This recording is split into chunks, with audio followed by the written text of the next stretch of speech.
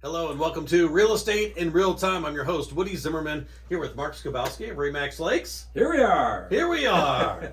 Welcome to the show. And, we've been talking about just how hot the market is. And I imagine you probably get asked this every single day because it's been a seller's market for like going on almost 3 years, probably 2.5 years, something like that. Anyway, you probably get asked, when is the market going to turn? Get asked that all the time. I bet you do. And my response is, I wish I knew. Yeah. But I do follow that up with, the talking heads, the predictors are through 2022 is still going to be a good year.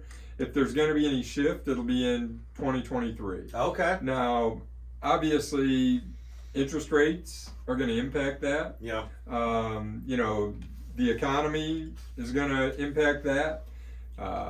Ukraine is going to impact that. Yeah. Geopolitical events throughout the world, that's all going to impact. So that's what I say. Predictions are great, but there's things that are way out of our control that are going to impact the housing market. Yeah. The indicators are still really strong, though. There is still really high demand. Really high demand. The level of activity is just through the roof. New properties come on and they are gone very quickly. There's more than one house to show people sometimes. Okay. So we're starting to see a little bit of inventory creep into the system. Okay. So when's it going to turn?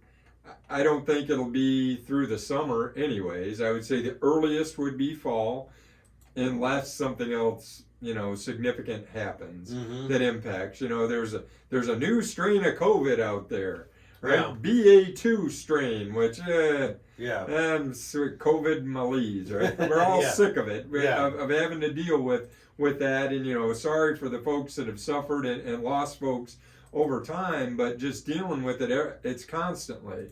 There's this going to happen, this going to happen. Is it the national media pushing that? I don't know. Well, you couldn't do a newscast at all without a story on COVID, but now that has completely changed. It has completely changed. And now everything is Ukraine and Russia and all that. And, I didn't realize how much that was going to affect, like our market here. But but it has. It definitely has, and when we talk about inflation, energy prices, where the cost of a gallon of gas has jumped up significantly over a year, where it was. So if you think about that, you were putting that money towards other stuff, and now you're putting it in the gas tank. If you drive a lot of miles, if you don't drive a lot of miles, probably not that big a deal for you. But if you put a lot of miles on the car, if you have multiple vehicles on the road, the money that you're spending on fuel can't go towards other things. Whether that's housing or not, that's up to you. Yeah. But affordability and driving that price up, driving housing prices up. Demand has done it. Supply shortages have done it. All of those things have impacted, and do we see any of those falling off? Well, walk through the grocery store. Do you see the shelves fully stocked yet today? I still think there's supply shortages. Yeah, there are. There are. Definitely. So inventory. I got my nose to the grindstone trying to get listings because I know they're going to sell so that I can help sellers, maximize what they're getting out of their property today. I've had numerous people, well, I'm just going to wait to buy. Because the market's going to drop. Well, I'd like to know where they're getting that information. Right. Where they're getting that data, because the indicators are not there. We're not going to have a fall off the cliff, 07, 08, 09 thing again. We're not going to see that. I've had so many people tell me, that they feel like they're experts in this. In this business, and they've said, well, it's going to crash. It's got to crash because it crashed in 2008 and 2009. So it's got to crash. It's got to crash now. It's like, and I'm trying to, and because I'm somewhat in the business, because I do have some rental properties, and so I do keep my, I try to keep my, finger on the pulse of the market and so forth. Well, I don't see it crashing. No, I really don't, and there's a lot of reasons why, and we'll talk about those here today. Demand. As long as demand stays high, how are you going to see a crash? If demand is high, that means that people are still out there and interested in the market.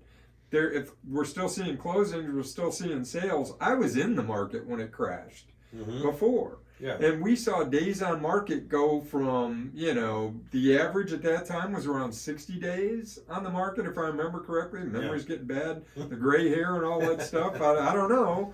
But, we were up to 6 months. It was taking 6, 7, 8 months to sell a house. Yeah. And now we're still selling in less than 30 days. You tell me that switch is going to be flicked overnight? No, I don't think so. Yeah. It's going to be a progression over time. There were so many things that led up to that crash. Inventory, we had an overabundance of inventory. Mm-hmm. There was a rash of foreclosures. Why were people being foreclosed upon? Well, the economy shifted. They couldn't afford to pay their mortgage payments. Or I actually know people that were like, hey, my house is underwater, I should sell now so it doesn't go further underwater. Mm-hmm. Which isn't a good strategy. When stocks are down, it's not time to sell because they may go further. Mm-hmm. This is from the guy who bought GM when it went to zero. So I don't know if we want to listen to that. But I just don't, real estate has been long-term the single largest investment for many people. Mm-hmm. Why sell it off? Because the potential is the market's going to come back, and history now shows that it did, and it accelerated. Oh, yeah, big time. Yeah, big time. All right, we're going to talk more about this. When will the market turn? The big question. You're listening to Real Estate in Real Time. Welcome back. You're listening to Real Estate in Real Time, and we're talking about the big question that everybody is asking you all the time. When will the market turn? Yeah, and we're talking about the things that led to some of the crash, and when you've got and I get the calls all the time. Those prices are too high, I'm just going to wait. Well, I agree with you, the prices are too high. But if you're financing, waiting probably isn't a good idea because interest rates are going to go up. Mm-hmm. So it goes back to that age-old question on the Real Estate in Real Time show, what's your why? Yeah. Why are you trying to do it? Yeah. Are you trying to buy as an investment? Or are you buying because you need to? Are you selling because you need to? Or are you selling to take advantage of the market? Mm-hmm. What's your why? It comes to it. And there's a lot of armchair experts, just like football. I can talk about football the day after the game. Oh, on Monday, I can tell you everything that they should have done. Oh, yeah. But in the moment, can you do it? I don't think so. Right. So, I don't believe we're going to see that crash, and there's a lot of reasons why. Demographics is probably one of the biggest.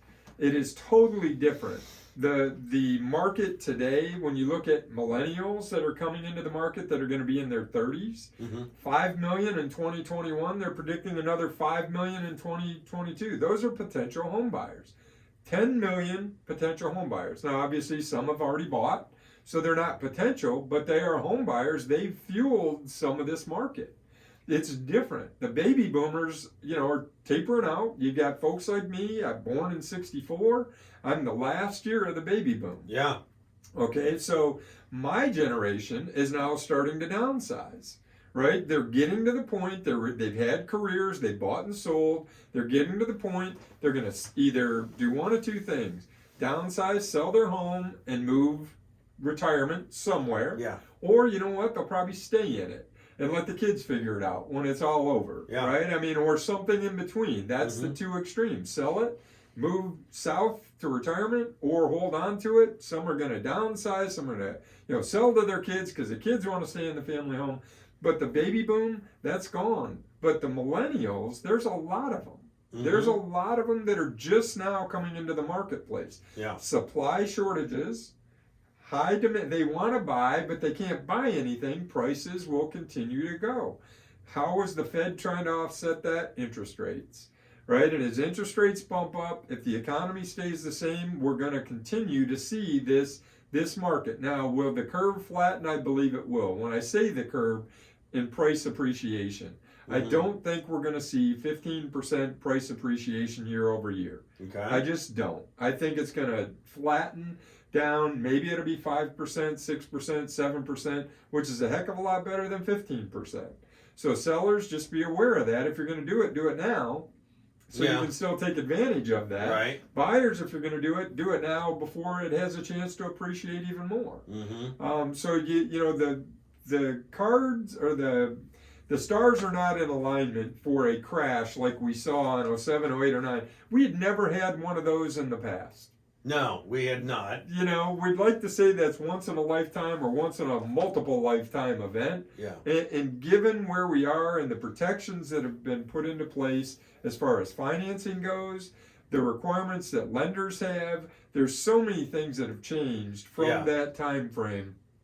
I just don't think we're going to see it. Yeah, because what I heard was back during that time, banks were lending more than the value of the property, and then that's when you get underwater. Oh, absolutely. They were doing 120% loans. Yeah. So they were giving you 20%, so you go and do remodels on the value of the house. Mm-hmm. So you're down 20% before you even walk in the door. Yeah. You're underwater by 20%.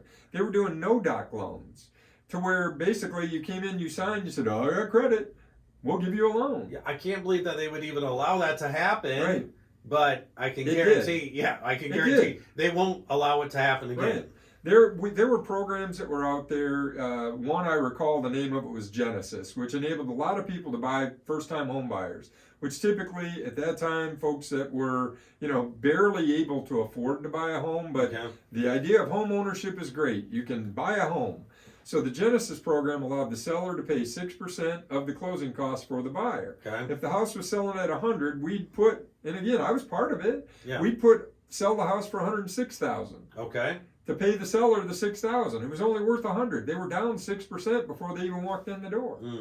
Seemed like a good idea at the time. It seemed like a good idea at the time, and it appraised. Yeah. It was part of the system. The system has changed. Yeah. Thank goodness. Yeah. Thank goodness we're not putting people in that situation. Mm-hmm. But unfortunately, the prices have risen dramatically. It's tougher and tougher for buyers to buy because of that affordability issue. So it's going to take more inventory before the market will change to a balanced market. Correct. Or either more inventory or decreased demand. Yeah. I mean, that's how we solve the problem. Yeah, I just don't see demand going down. Not when you're talking about 10 million new potential buyers in the last 2 years. Yeah. I don't see demand decreasing. I think supply is where it's going to have to come from. And there's more and more new builds going on. Yeah. But prices are going to be higher, bottom line. Mm-hmm. If they're building $400,000 houses, people that are living in 250s are going to sell to buy the 400. I mean, that's kind of the way the supply chain works. Yeah. So that 400,000's got to have a buyer. Well, yeah, right. And Northern Indiana has been known as like one of the most affordable places to live. Yes. It's like definitely way different than, let's say, like a New York or San Francisco or LA, but prices are going up more here, and so I mean that is changing a little bit. I think we're just catching up. We're catching up, and be thankful we live where we live. Yeah. I love where I live. Yes. And I enjoy marketing this county. I enjoy selling property in this area. I think it's a great place to raise a family. If you're not raising a family, there's outdoor activity. There's so many different things that go on here. It's a fantastic community to live in. Yeah. So affordability has been helpful to us. Unfortunately, those prices are up a little bit now, but we're still far below where the rest of the nation is. Yep. So, great place to live. Yeah, good information as well. All right, Mark, your contact information? Sure. Websites, lakes-realtors.com. Phone numbers, 574-834-1233. All right, very good. You've been listening to Real Estate in Real Time. Have yourself a wonderful weekend.